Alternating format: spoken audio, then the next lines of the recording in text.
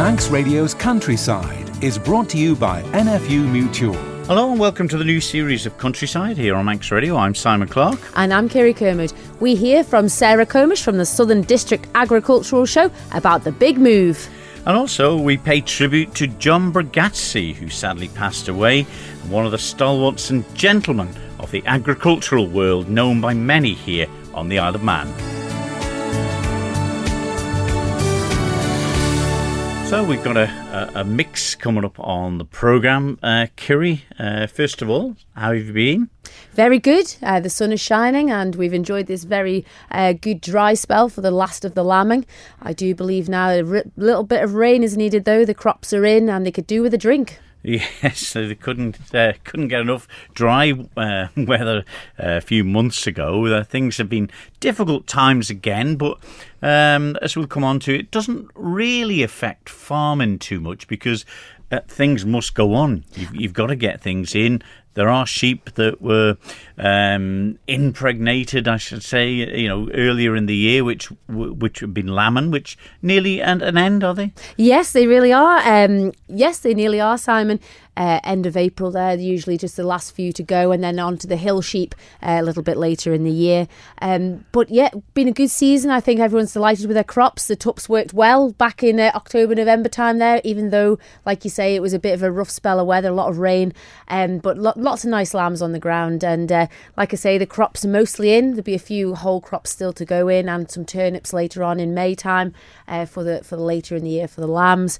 But yeah, a little bit of rain's needed a little bit now, especially on the north. Yes, it's a bit dry there, but lots of tractors going around with implements for getting the crops in, and it's always an interesting time of year, I always think, because the fields always look fairly rough when there's been cattle and stuff on them, and then suddenly after a bit of ploughing and harrowing, grubbing, whatever they use now, cultivator, it's probably a new word for it, isn't it? It is indeed. And they level it all out, get the crops in and rolled in, and the fields look completely different. That's right. The cattle in the winter stubbles there, putting the manure back in the ground. It's something that's been needed in the south of England. There's a lot of sterile land from overspraying and lots of fertilisers used, and the livestock long since gone from certain areas of arable ground that they are now actually putting the livestock on through the winter times. They might look a bit muddy and a bit churned up, the fields, but it's desperately needed to get that fertility back, and it is good for the land. And like you see, once it's reinstated there in the spring, you'd never know what went on. No, you wouldn't. And it's one of them things,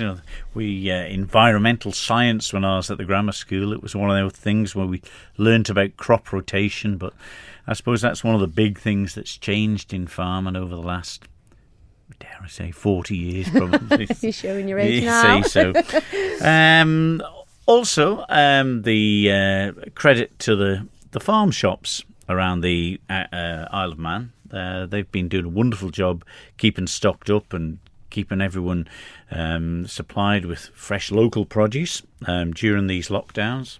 They have done an absolute fantastic job getting the whatever they're selling, whether it's veg, bread, milk, even some of the butchers getting the produce to the Manx people, the delivery services, and how these farm shops have adapted to changing times. It's been a tough year, 18 months now, Simon. It's been really, really difficult, but they've not sat back. They've carried on, soldiering on, and some lovely, lovely produce about. Yeah, sad news on the Young Farmers Concert. When we spoke to Bryony just before the lockdown was announced, at the time, I thought everything possibly would go ahead, but just sad that that they had to make the sensible decision on what they did, and they said, it's no use doing half a job. If it's not going to be ready, so that was it for this year. Like many other things that suffered, and she said, they were so lucky last year that it was one of the last events that went ahead. It really was, and even with the revised date there for May, it was just still too short a time once you come out of lockdown to get all those sketches practiced and the polish that's on those sketches once you come to that stage is just unbelievable, isn't it, Simon? Polish. It must be a dirty rag they use, and I can only say that. You're listening to Countryside here on Manx Radio with Kiri Kermode and myself, Simon Clark. Well, the farmer community on the island was saddened to learn of the death of John Bregazzi at the age of 89. John, well known in the old Board of Agriculture, I would say, days, and by many farmers here on the Isle of Man, spending many, many hours and in a lovely, helpful and gentlemanly way that he went about things. And Kerry, you caught up with a long-time co-worker of John Bregazzi's.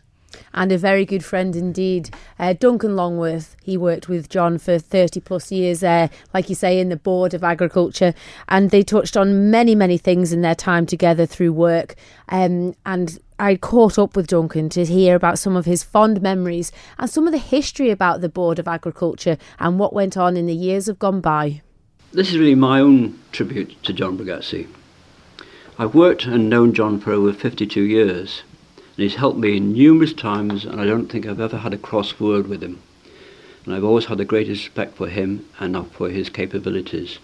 Well, how did I get to know him? That was easy. I contacted the Board of Agriculture, Knockelo Advisory Division, and the advisor at the time was a Mr. George Howie. He was the first advisor on the island, and that's basically when the board started, early 1930s I think it was. And he advised me to apply for the West of Scotland Agricultural College because of the type of agriculture I was interested in. I started my agricultural apprenticeship on a farm in the north of the island near Ramsey, and I realised then that I should go to Cumberland Westland Farm Institute at Newton Rig. There I learnt a lot more about the practical sides of agriculture. While I was away, Mr. Howe retired, and I believe John Bregazzi became the agriculture advisor in 1962. I came across John after he'd started at Knockelo, and on his advice, I continued my education by going to the West of Scotland Agricultural College and getting my Scottish Diploma in Agriculture and the National Diploma in Agriculture, and returning to the island before joining the Ministry of Agriculture to train as a field officer. Returning in February 1968 to work for the Board of Agriculture, working under the Chief Vet and for John Bregazzi, the agriculture advisor. Now, some of the farming community will remember my colleague Robert Corkish. When I started, he told me, "We are here to help the farmers," and that's also what John did too. It was nice to somebody to tell me something that John had done to help them to make their life easier, or to get planning permission or a problem with a crop. And I think that there, Duncan, is exactly what everybody has been telling me the last few months, is how wonderful John was. The support was endless. That's quite correct. In 1970s, the British seeds firm Nicholson's Limited found that they wanted to import seed potatoes from Holland. They were disallowed, but the law in the Isle of Man was different, and the government here allowed the firm to import the seed potatoes, and I believe that John found willing farmers who could buy the seed, carry out the growing of the seed, and also maintain the high standards expected for having foundation stock seed potatoes. This then required the board to carry out inspections of the growing crop of seed potatoes. This also required the employment of inspectors and the training of them. Every year, the selected inspectors had to go to Edinburgh to have to pass the high standards laid down by the East of Scotland seed breeding station at East Craigs. Two of the staff at Knockelo became seed potato inspectors, namely Moore Kelly and Malcolm Kelly. And in addition, temporary seasonal staff were also required. That was Willie Quirk from Glen May and Joe Corn from Ramsey. I'm not sure if Les Neal started as seed port inspector, i.e. the fire inspection before loading, and in those days there was no roll on, roll off. He went on to become harbour fish inspector and then inland fish inspector. Well, that would be freshwater. Oh, freshwater, yeah, I see. Before going on to the fish hatchery at Corney Mackled.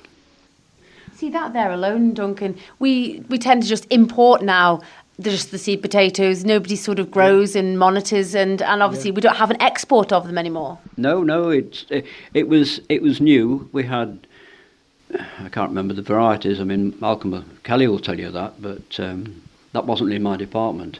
I have my own problems. Moore and Malcolm retired and are still with us, but Willie and Joe have passed on. This then led the board to have to stand at Smithfield Show, Earl's Court, London, where seed potatoes of specific grades were sold to British farmers. John, as well as Moore and Malcolm, had to go to Smithfield every year to carry out this task, and this lasted for about 7 or 8 years. Another job John was asked to organise was to prepare on behalf of the board a stand at the International Exhibition area of the Royal Show, Stoneleigh. The first show was in 1973 and was a great success. Prince Charles visited the stand and was seen leaving clutching presents of Manx roses and Manx kippers. Next year was Millennium Year, and our regular exhibitors all stayed home, and although we did get some other trade stands, it was not a financial success, so it was not continued. John Bregazzi was always finding ways of educating young and old members of the farming community. This led the way forward for coach trip to the Royal Show, Stoneleigh, and with suitable farms to visit to see new techniques, as well as a visit to the show, such as the ICI trip to Cheshire to see zero grazing of grass, where 300 units and 500 units of nitrogen were applied to the fields, unheard of in those days, as we were only putting about 28 units of nitrogen per acre. Goodness me. The milk produced from these fields was recorded against the fertiliser use, and costings showed it paid to increase fertiliser use.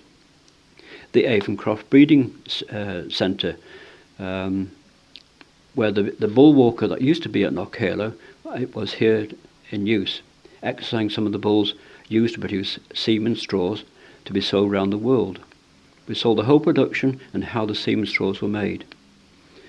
Another time we visited the president of the Royal Welsh Cattle Society in Anglesey, looking round his farm and seeing the quality of his stock. He had won the Supreme Champion at the Royal Welsh Show the previous year.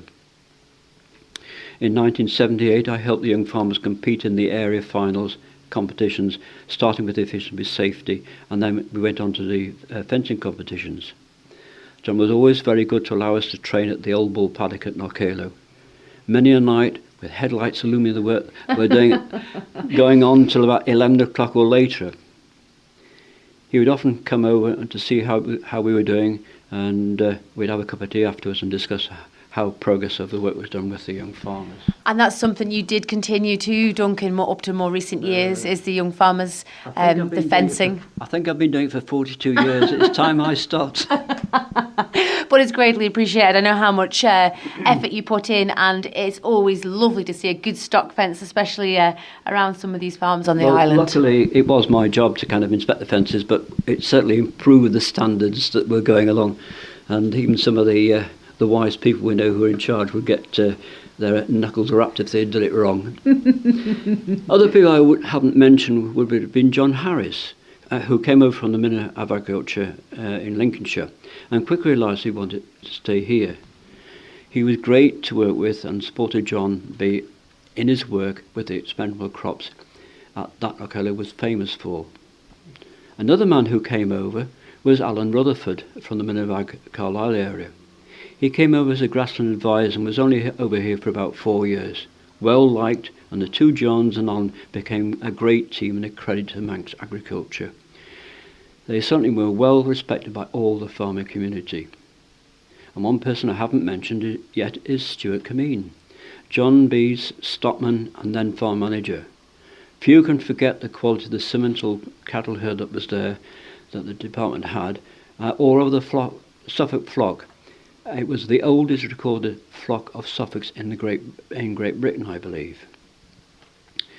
While we were at the Royal Show, it was found that gradually the side trips to visit suitable farms or premises had to be curtailed because young farmers were competing in more and more competitions, and older members of the trip wanted more and more time at the show. I also seem to be blamed for organising day trips from the island to the Royal Show via Manx Airlines. The trip to the Royal Show has started with a one hired coach. This then became, because the cost started to rise and the numbers of people varying, the bus went and cars and minibuses were hired instead. John and I happened to be speaking to the Agriculture Training Board at their headquarters at the Royal Show, and we got introduced to a person in charge of the National Proficiency Test Council and all its workings. From that, John managed to get proficiency testing approved and done in the Isle of Man.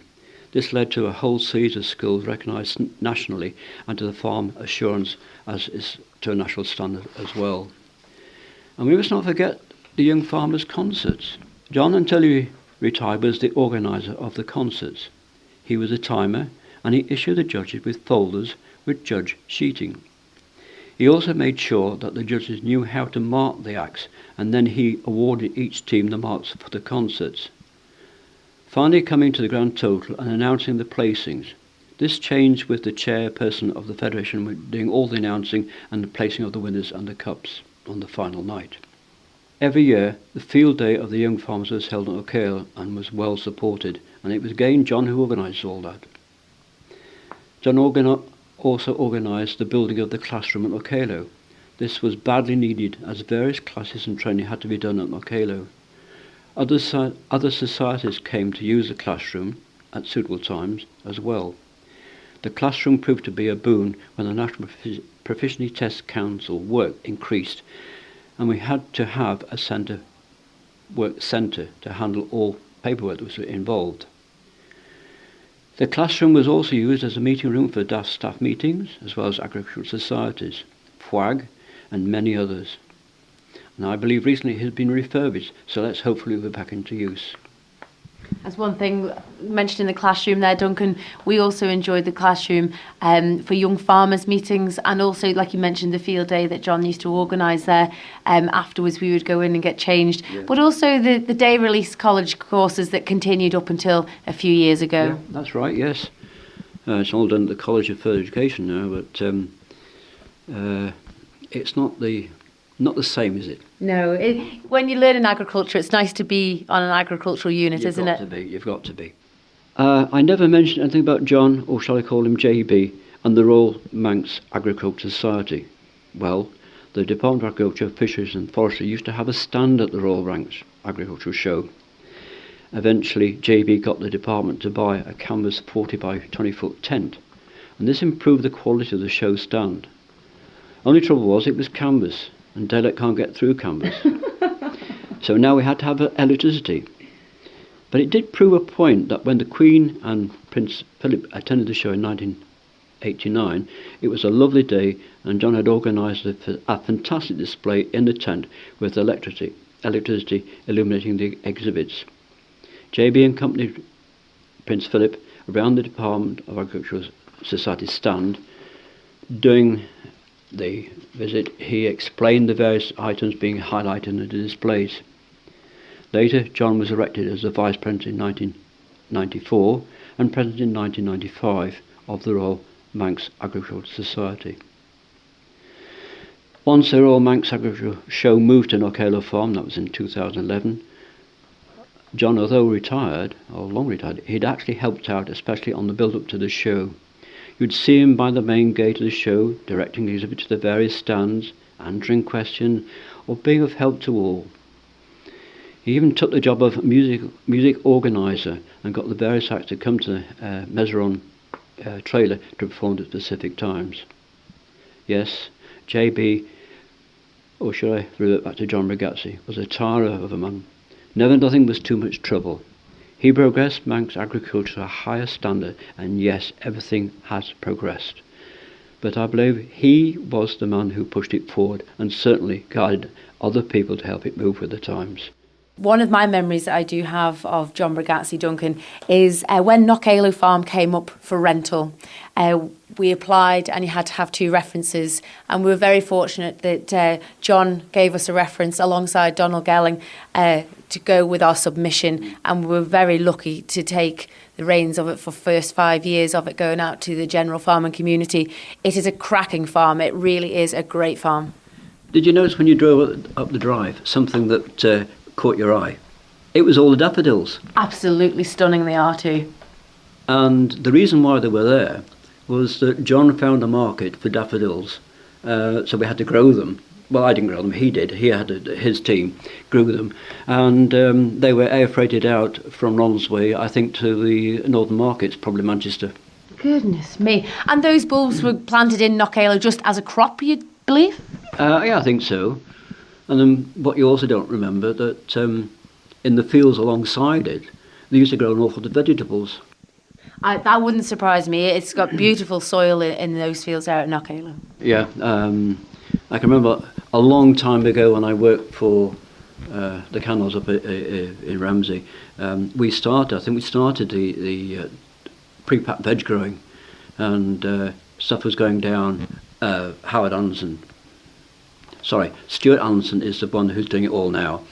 But we started, I think, a long time ago, and one little van changed up to 2 lorries having to take it down every day to the wholesalers, etc., or deliver them to the different shops, etc. It's gone a long way, hasn't it? But it's nice to see maybe now, Duncan, things are coming back round again. The novelty of growing vegetables or farms all growing vegetables to sell locally went. Now with this pandemic, I think the people are realising that the local produce is something we need to keep a hold of. It certainly is, yes. I mean, we've got some fantastic producers of veg, and it's like the meat market, you know, and the milk. We're producing our own stuff. And remember, we've had 4 days of no sailing and 30-odd traders on the pier there waiting to go on the boat, and their shelves were bare. No, it's good. In fact, when I used to work for the Midavag, one of the jobs we had to do was we had buffer stores, and that was basically sugar and flour and stuff like that was stored in warehouses, and they were then checked, and we had teams of people to go around, kept the vermin out of it, etc. But that was another job I did when I was in the Midavag. And was this grown locally, Duncan? No, that was national, that was England, and there was the buffer stocks around the country, so that if a war had come, you had a certain amount of produce that you could keep feeding the population.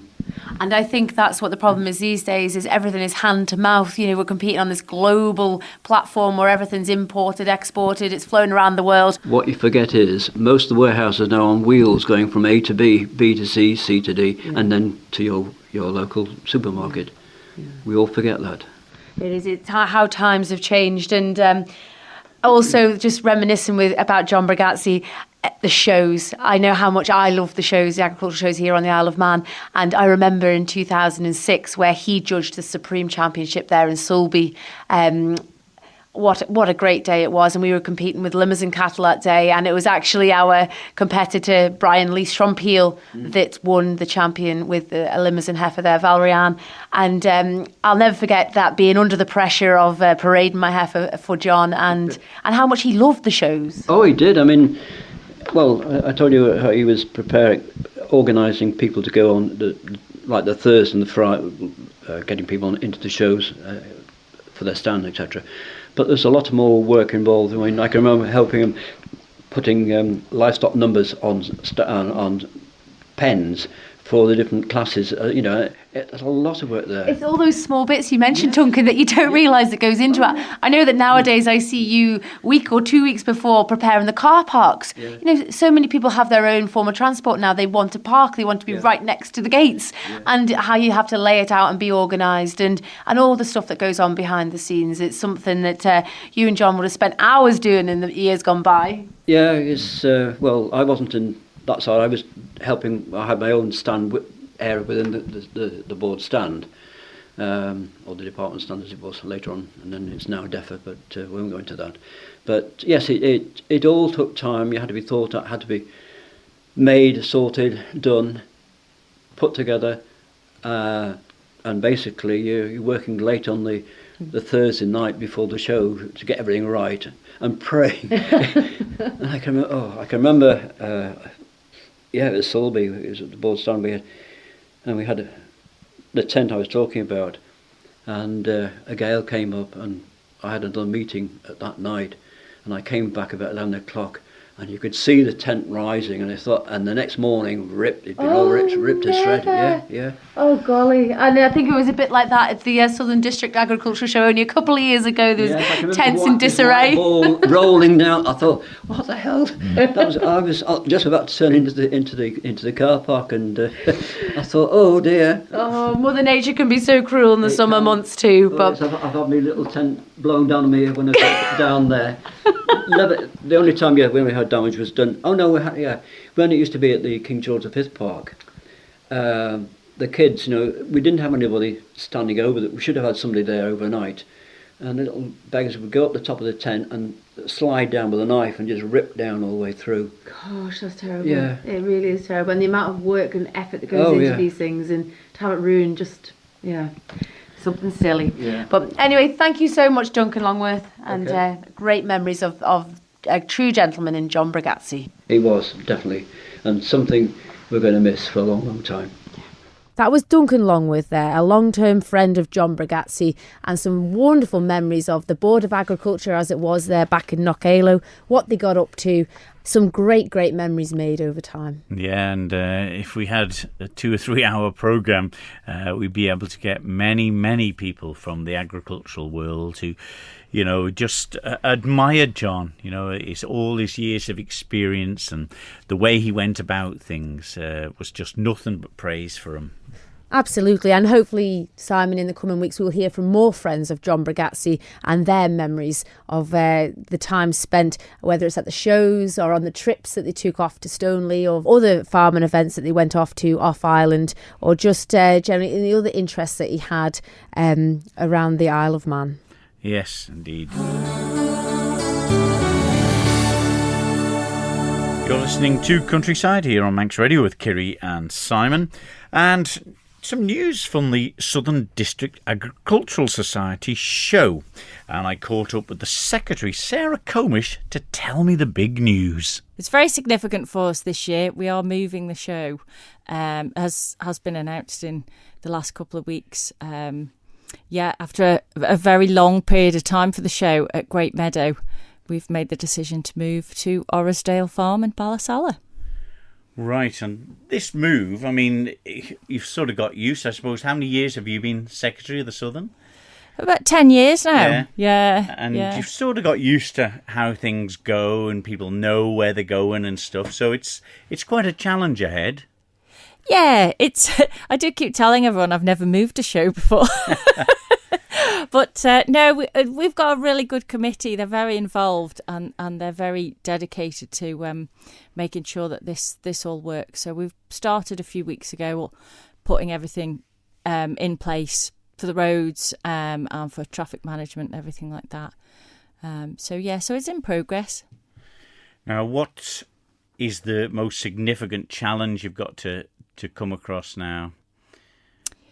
That's a very good question, actually. At the moment, we're just sort of finalising our traffic management plans. They're obviously, with the roads we're going to be using, they're going to be quite involved. And apart from that, it's just sort of setting out the show field so that it really works for everybody. Why the move? Great Meadow has been the home of the Southern Show for almost 50 years. My whole life. Gave it away there. But unfortunately, in the past few years, as the show has increased in popularity, we've been demanding more and more space from Great Meadow Estates. And they are also running a farming operation, and they have quite a significant oat production going on, and they need the land for that. So it's been very difficult for them to try and accommodate us in the last couple of years. And when we reviewed it this year, we realised that we probably couldn't get the car parking capacity that we would need for the show. And that's really what it came down to. 10 years ago, when you started as secretary, how big was the show compared to how it's grown over the recent years? It's definitely grown in popularity. I think agricultural shows in general have become, there's become a lot more public awareness of them, and they all seem to have sort of developed quite a following now. So there's a lot more people attending these days than when I started, I think. Yeah, because I suppose it's fair to say the Royal Manx from its days at King George VI Park in Douglas, yes. And then alternatively with Starwood Farm in Sulby. A lot of people remember that. Yeah. And of course, it's home now at Knockalow Farm at Patrick. I suppose that's been fair to say that it's been the bigger of the show over the years. Yeah. And I suppose with people nowadays, the Southern's got bigger, and they thought, well, it's more or less the same at the Southern now. Let's go there. Yeah, I think that I quite like that we have 2 agricultural shows, because I think when you're exhibiting, it gives you 2 chances. You know, it's worth getting your livestock, it's worth getting your animals ready, because you've got 2 big shows to go to now on the island. I think that's really important this year as well. It also gives local producers a chance to have 2 big events to go to as well. And I think that there's a lot of people that go to both shows. There's some people that only go to the Southern, and there's some people that only go to the Royal. So I think it's quite a nice balance, really. Yeah, and it's usually, I think, 2 weeks when the Southern finishes to the Royal Manx show. Yeah. And of course, all the livestock producers and the people who exhibit, from Shire horses to pigs, sheep, goats, the dogs as well, the rabbits and poultry that's on display.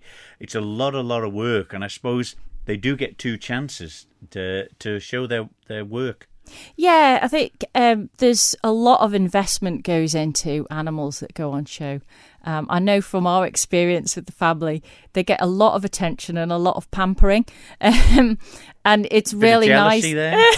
They get more attention than the kids, but I think that that it makes it worth it for people. It makes it worth investing that time, because you get those 2 chances to show off your stock to sometimes to different audiences, certainly to different UK judges, which we would normally be doing. But of course, this year we're doing local judges for both shows. And I'm quite looking forward to that, actually. Yeah, well, that's good stuff. But of course, people will have to bear with it. It'll be the first year Orrisdale Farm. Pippi and Carol Kermode and the Kermode family will be busy and quite excited, and probably a bit nervy ahead of this to make sure that, you know, the defences are properly up and everything. We'll get a chat with them in a couple of weeks' time, actually, to see how they're feeling and looking forward to it. But, you know, people will have to bear that it is somewhere new, and it's obviously different sizes, and it's new to everybody. Yeah, and I think we hope that everybody will understand that there's going to take a little bit of that. We sort of need to transition to somewhere new. Like I say, we've been at Great Meadow for nearly 50 years, and it's been a beautiful place to be. We've been very lucky to have it.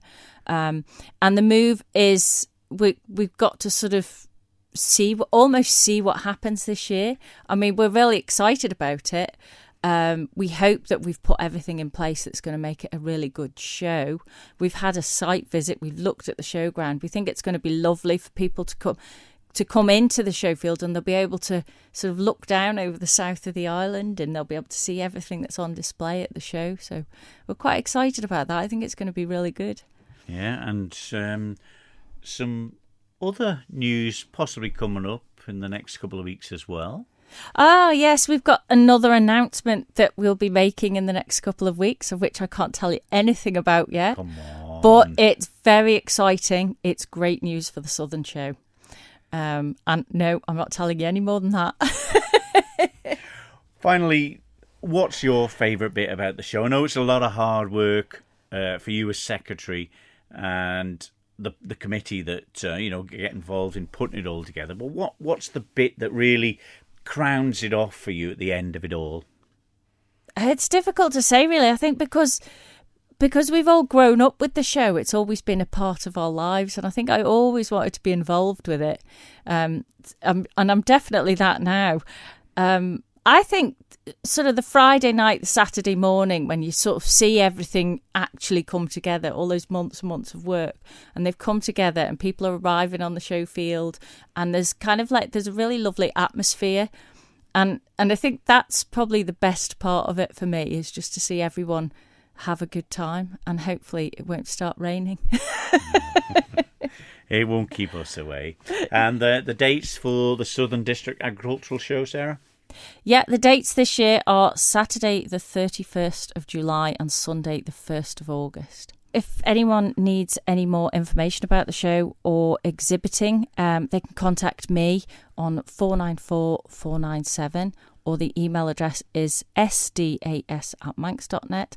And we've got our website as well, which is www.southernshow.org. Sarah Comish, the Secretary of the Southern District Agricultural Society show, telling me all the news and what preparations are ahead for moving the show field from Great Meadow to Orrisdale Farm in Ballasalla. Is that the right postcode area for it, is it? It is indeed. Yeah, so a lot of work ahead for the Kermode family, and maybe I'll sneak in and get a chat with Mr. and Mrs. Kermode in the coming weeks to find out how they're looking forward to it in the preparation. But it must have come as a bit of a shock to start with, Kiri, to you? It was a bit of a surprise, Simon, yeah, but it was a lovely surprise. We've enjoyed many, many years of great success and enjoyment at Great Meadow there with the Rigall family. And there was never a doubt that we would turn the show away, and if we could help in any way possible, we could. Obviously, when they came to have a look around the farm and see if it was suitable, you don't know if it is or it isn't, but obviously they were quite happy, and the whole team came to have a look and see what they wanted to do, and we're here to support them in every way we can, and like you say, there is a lot of work ahead of us. Yes, there is, and well, it's one of them things, for many years we enjoyed the show at the King George VI Park and Starwood Farm in Sulby, the alternative years, and then obviously the move to Knockalo. So things do move and change, but will you be allowed to enter? Well, we'll still be late, no doubt. No, indeed. Don't forget, with this new series of Countryside, if you've got anything you'd like featured that's to do with the outdoor world or indoor, as long as it's sort of rural and would fit in with the Countryside programme, not too political or too deep, we'd like to hear from you. You can email countryside@manxradio.com, or you can leave a message for Kiri Kermode or myself, Simon Clark, here at Manx Radio Reception 682 600. So we look forward to more next week on the programme. So until then, from me, Simon Clark. And me, Kiri Kermode. We'll see you then. Bye-bye. Bye-bye.